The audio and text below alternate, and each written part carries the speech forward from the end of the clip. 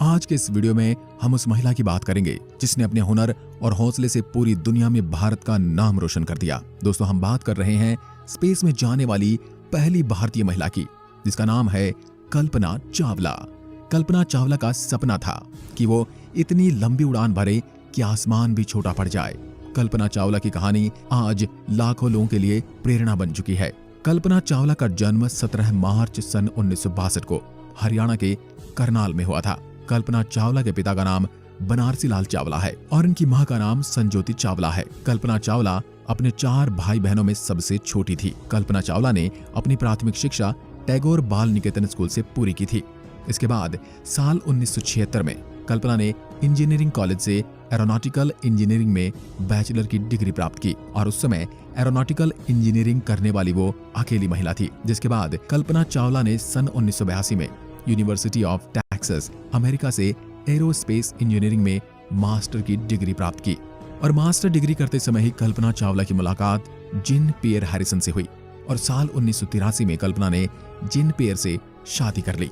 इसके बाद सन 1988 में यूनिवर्सिटी ऑफ कोलोराडो बोल्डर से कल्पना ने एरोस्पेस इंजीनियरिंग में पीएचडी की और इसी साल कल्पना ने नासा के साथ काम शुरू कर दिया। सन 1991 में कल्पना चावला को अमेरिका की नागरिकता भी मिल गई और इसके बाद दिसंबर 1994 में कल्पना चावला को अंतरिक्ष यात्रियों के 15वें समूह में शामिल कर लिया गया। कल्पना की काबिलियत को देखते हुए नासा ने उन्हें 1996 में अपने पहले स्पेस मिशन के लिए चुन लिया। कल्पना चावला को नासा के इस मिशन में विशेषज्ञ और प्राइम रोबोटिक आर्म ऑपरेटर के रूप में नियुक्त किया गया। नासा के इस स्पेस मिशन ने 19 नवंबर सन 1997 को उड़ान भरी। कोलंबिया स्पेस शटल ने अमेरिका के कैनेडी स्पेस सेंटर से ये उड़ान भरी थी और इस मिशन में कल्पना चावला सहित 6 क्रू मेंबर्स सवार थे। इस मिशन का नाम था STS-87। इस स्पेस मिशन के दौरान कल्पना चावला ने स्पेस में 15 दिन और 16 घंटे बिताए और 5 दिसंबर 1997 को ये स्पेस शटल पृथ्वी पर सफलतापूर्वक वापस भी आ गया और इस मिशन के बाद कल्पना चावला अंतरिक्ष में जाने वाली पहली भारतीय मूल की महिला बन गई। इस मिशन की कामयाबी को देखते हुए नासा ने 2001 में अपने दूसरे स्पेस मिशन में कल्पना चावला को सिलेक्ट कर लिया और इस मिशन का नाम था STS-107। इस मिशन को शुरू करने से पहले ही कोलंबिया स्पेस शटल में बार बार कुछ खराबियां सामने आ रही थी और इन खराबियों की वजह से इस मिशन की लॉन्चिंग डेट को 18 बार आगे बढ़ाया गया और इस स्पेस शटल की सभी खराबियों को ठीक करने में लगभग 2 साल लगे। जिसके बाद 16 जनवरी 2003 को कोलंबिया स्पेस शटल ने फ्लोरिडा के कैनेडी स्पेस सेंटर से अपनी 28वीं उड़ान भरी, जो कि इस स्पेसक्राफ्ट की आखिरी उड़ान साबित होने वाली थी। इस मिशन के दौरान पूरे 15 दिन 22 घंटे और 20 मिनट तक अंतरिक्ष में रहने के बाद 1 फरवरी 2003 को जब यह स्पेस शटल वापस धरती पर आ रहा था, तब धरती के वायुमंडल में प्रवेश करते ही सभी अंतरिक्ष यात्रियों को एक जोरदार झटका लगा और उन्हें सांस लेने में परेशानी होने लगी। उन्हें कुछ समझ नहीं आया, हवा का दबाव बढ़ने लगा, ऑक्सीजन की कमी होने लगी और सभी क्रू मेंबर बेहोश हो गए और उनके शरीर का तापमान एकाएक बढ़ने लगा और सभी अंतरिक्ष यात्रियों का खून उबलने लगा और इस वजह से शटल में ब्लास्ट होने से पहले ही सभी अंतरिक्ष यात्रियों की दर्दनाक मौत हो चुकी थी।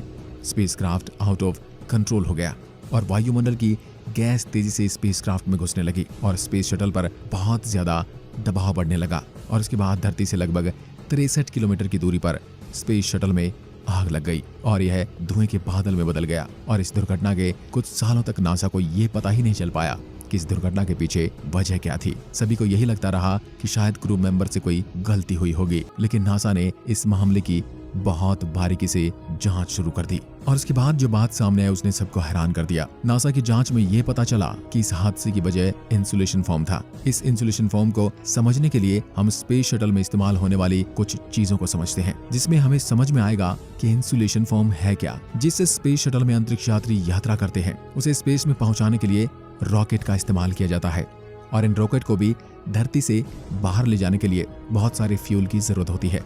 और अब हम फ्यूल के बारे में जानते हैं। ये फ्यूल 2 तरह के होते हैं, एक होता है लिक्विड फ्यूल और एक होता है हार्ड फ्यूल। लिक्विड फ्यूल में लिक्विड ऑक्सीजन और लिक्विड हाइड्रोजन का उपयोग किया जाता है और ये फ्यूल बहुत ही कम तापमान के साथ लिक्विड फॉर्म में मौजूद होते हैं और फ्यूल के कम तापमान को मेंटेन करने के लिए फ्यूल टैंक को अंदर और बाहर दोनों तरफ से इंसुलेशन फोम से कवर किया जाता है ताकि बाहरी तापमान से फ्यूल का तापमान बिगड़ न जाए और इसके अलावा भी रॉकेट के बाहर एक बायोपेड्रीम की एक्स्ट्रा लेयर का इस्तेमाल किया जाता है और यहीं पर स्पेस शटल को अटैच किया जाता है। स्पेस शटल रॉकेट टैंक से अटैच होता है, इसलिए स्पेस शटल को सबसे ज्यादा खतरा हीट से होता है, जिसका तापमान लगभग 3000 डिग्री तक पहुंच जाता है। और स्पेस शटल को इस इंटेंस हीट से बचाने के लिए कई प्रकार की कोटिंग लगाई जाती है। इन कोटिंग मटेरियल को छोटी छोटी टाइल्स के रूप में बनाया जाता है और इन्हें स्पेस शटल के ऊपरी हिस्से में लगाया जाता है। इन्हें व्हाइट टाइल्स कहा जाता है। ये टाइल्स करीब 1200 डिग्री के तापमान से स्पेस शटल को बचाता है और स्पेस शटल के निचले हिस्से में डार्क टाइल्स लगाई जाती हैं और यह स्पेस शटल को 2300 डिग्री की हीट से बचाने में सक्षम होती है। लेकिन सबसे ज्यादा तापमान स्पेस शटल के विंग्स पर आता है और इसके विंग्स को ही हीट से बचाने के लिए रेनफॉरेस्ट कार्बन पैनल का उपयोग किया जाता है, जो इन विंग्स को 3000 डिग्री के तापमान से बचाता है। अब हम बात करते हैं कल्पना चावला के स्पेस शटल की। तो जब इस स्पेस शटल को लॉन्च किया जा रहा था तब टैंक में लगा इंसुलेशन फोम का एक टुकड़ा निकलकर स्पेस शटल के लेफ्ट विंग में लगे रेन फॉरेस्ट कार्बन पैनल से टकरा जाता है और इसके कारण स्पेस शटल के विंग में 10 इंच का गहरा छेद हो गया और यह छेद धरती पर वापस आते वक्त वायुमंडल के दबाव को झेल नहीं पाया और सारी हीट इसके अंदर चली गई।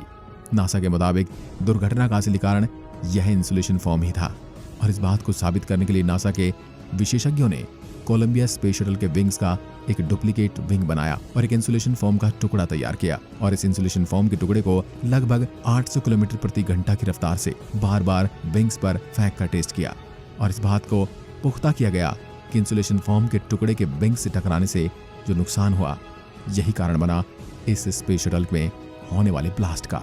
इस हादसे में 10 साल बाद 17 जनवरी सन 2013 को कोलंबिया के प्रोग्राम मैनेजर वॉयन हिल ने एक ब्लॉग में खुलासा किया था। लॉन्चिंग के दौरान इंसुलेशन फोम के टुकड़े से हुए इस हादसे को नासा के मिशन मैनेजमेंट टीम ने देख लिया था और नासा इस बात को समझ चुका था कि इस मिशन से कोई भी अंतरिक्ष यात्री सुरक्षित वापस धरती पर नहीं लौट सकता और यह बात जानते हुए भी नासा ने अपने क्रू मेंबर्स को इस बात को कभी नहीं बताया, उनसे छुपाया और उन्हें मरने के लिए छोड़ दिया। लेकिन कुछ लोगों का यह भी कहना है कि नासा इस बात का अनुमान नहीं लगा पाया था कि स्पेस शटल को कितना नुकसान हुआ था और कुछ साइंटिस्ट का यह भी कहना है यदि इस नुकसान की जानकारी स्पेस शटल में बैठे यात्री को मिल भी जाती तो भी कोई कुछ नहीं कर सकता था।